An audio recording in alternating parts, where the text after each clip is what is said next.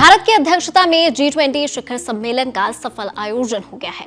दिल्ली के प्रगति मैदान में भारत मंडपम में 9 और 10 सितंबर को समिट की बैठक आयोजित की गई थी।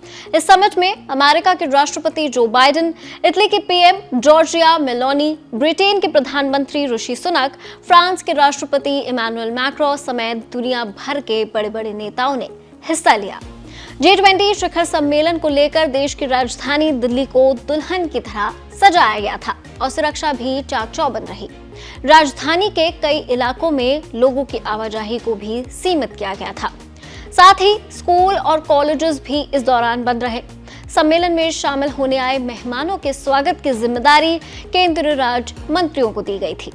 अमेरिका के राष्ट्रपति जो बाइडेन, ब्रिटिश प्रधानमंत्री ऋषि सुनक समेत कई राष्ट्रीय अध्यक्ष शुक्रवार 8 सितंबर को ही दिल्ली पहुंच गए थे। शुक्रवार को पीएम मोदी ने मॉरिशस के पीएम प्रविंद जगन्नाथ, बांग्लादेश के प्रधानमंत्री शेख हसीना और अमेरिकी राष्ट्रपति जो बाइडेन के साथ द्विपक्षीय बैठक की थी। रूस के राष्ट्रपति व्लादिमीर पुतिन और चीन के राष्ट्रपति शी जिनपिंग इस सम्मेलन में भाग नहीं ले सके थे, हालांकि उनके प्रतिनिधि मौजूद रहे। 9 सितंबर को शिखर सम्मेलन की शुरुआत हुई। प्रधानमंत्री मोदी ने विश्व के शीर्ष नेताओं का सम्मेलन स्थल भारत मंडपम पहुंचने पर स्वागत किया।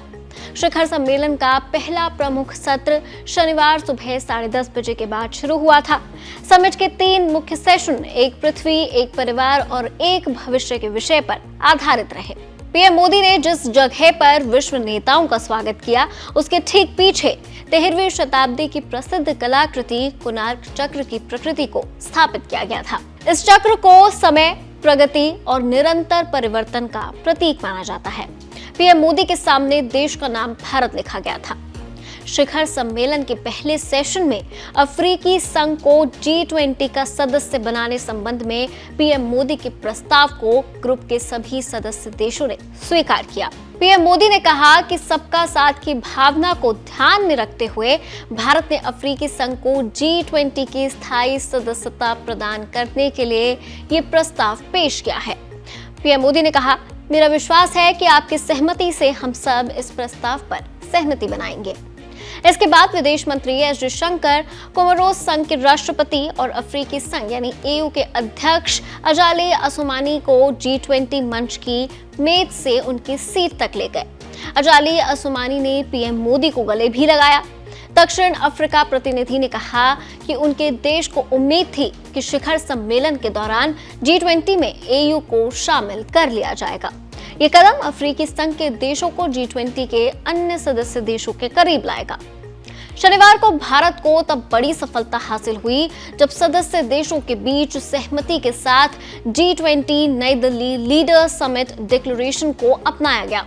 37 पन्नों के नई दिल्ली घोषणा पत्र में कहा गया था कि हमारे पास बेहतर भविष्य बनाने का अवसर है। ऐसे हालात नहीं बनने चाहिए कि किसी भी देश को गरीबी से लड़ने और गृह के लिए लड़ने के बीच चयन करना पड़े। डिक्लेरेशन पर सभी सदस्य देशों ने भारत की सराहना की। इसे पीएम मोदी का मास्टर स्ट्रोक माना जा रहा है। यूक्रेन जंग पर डिक्लेरेशन में कहा गया कि हमने UNSC और UNGA में अपनाए गए देश के रुख और प्रस्तावों को दोहराया है। संयुक्त राष्ट्र चार्टर के अनुरूप सभी राज्यों को किसी भी राज्य की क्षेत्रीय अखंडता और संप्रभुता या राजनीतिक स्वतंत्रता के खिलाफ क्षेत्रीय अधिग्रहण की धमकी या बल के उपयोग से बचना चाहिए। परमाणु हथियारों का इस्तेमाल या धमकी देना अस्वीकार्य है। G20 घोषणा पत्र में कहा गया कि यूक्रेन संघर्ष ने देशों, विशेष रूप से विकासशील और अल्प विकसित देशों के लिए नीतियों पर जटिलता उत्पन्न कर दी है। सभी देशों को किसी देश की क्षेत्रीय अखंडता के खिलाफ उसकी भूभाग पर कब्जा करने के लिए बल के इस्तेमाल या धमकी से बचना चाहिए। आज का युग युद्ध का युग नहीं है। शनिवार देर शाम को राष्ट्रपति द्रौपदी मुर्मू की मेजबानी में डिनर का आयोजन किया गया था।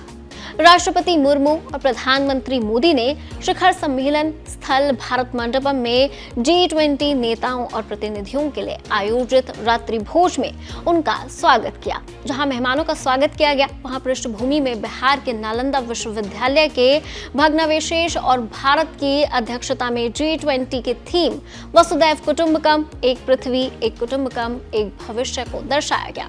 मेहमानों को स्टारडस्ट में पात्रम, मुख्य भोज में वर्णवम परोसे गए। वहीं भारतीय रोटियों में मुंबई पाव, कलौंजी के स्वाद वाले मुलायम बन, बाकर खानी, इलायची के स्वाद वाली मीठी रोटी, मीठे में मधुरिमा स्वर्ण, कलश इलायची की खुशबू वाला सांवा का हलवा, अजीर आड़ू मुरब्बा और अम्बे मोहर राइस। क्रिस्प पेय पदार्थ में कश्मीरी कावा, फिल्टर कॉफी और दार्जिलिंग चाय परोसे गए। डिनर में कई राज्यों के मुख्यमंत्री और केंद्रीय मंत्री भी शामिल हुए। रविवार को सुबह G20 नेता राजघाट गए, जहां प्रधानमंत्री मोदी ने उनकी अगवानी की। यहां नेताओं ने राष्ट्रपिता महात्मा गांधी को श्रद्धांजलि अर्पित की। पीएम मोदी ने G20 नेताओं को अंगवस्त्रम पहनाकर उनका स्वागत किया। अमेरिकी राष्ट्रपति जो बाइडेन, संयुक्त राष्ट्र के महासचिव एंटोनियो गुटेरेस, अंतर्राष्ट्रीय मुद्रा कोष यानी IMF की प्रमुख क्रिस्टलिना जॉर्जिवा, बांग्लादेश के प्रधानमंत्री शेख हसीना, सिंगापुर के प्रधानमंत्री ली सेन लुंग समेत अन्य नेता राजघाट गए थे। शिखर सम्मेलन के दूसरे दिन प्रधानमंत्री मोदी ने ब्राजील के राष्ट्रपति लूला को G20 की अध्यक्षता हस्तांतरित करते हुए पारंपरिक गैवल यानी कि एक प्रकार का हथौड़ा सौंपा। पीएम मोदी ने इस दौरान G20 शिखर सम्मेलन में लिए गए फैसलों पर हुई प्रगति की समीक्षा के लिए नवंबर के अंत में एक वर्चुअल सत्र के आयोजन का प्रस्ताव किया। ब्राजील आधिकारिक रूप से इस साल 1 दिसंबर को G20 समूह के अध्यक्ष का कार्यभार संभालेगा। आपको बता दें कि भारत की अध्यक्षता में हुई G20 की बैठकों में 73 ऐसे मामले थे जो विश्व की मौजूदा समस्या से जुड़े थे। उनका हल निकालने पर सहमति बनी, जबकि 39 मामलों पर जरूरी दस्तावेजों के साथ सहमति बनाने पर चर्चा हुई। कुल 112 विषयों पर चर्चा की गई, जिसमें फूड सिक्योरिटी और न्यूट्रिशन, ओशन इकोनॉमी, पार्टनर्स, पर्यटन, लैंड रेस्टोरेशन और MSME सेक्टर शामिल रहे।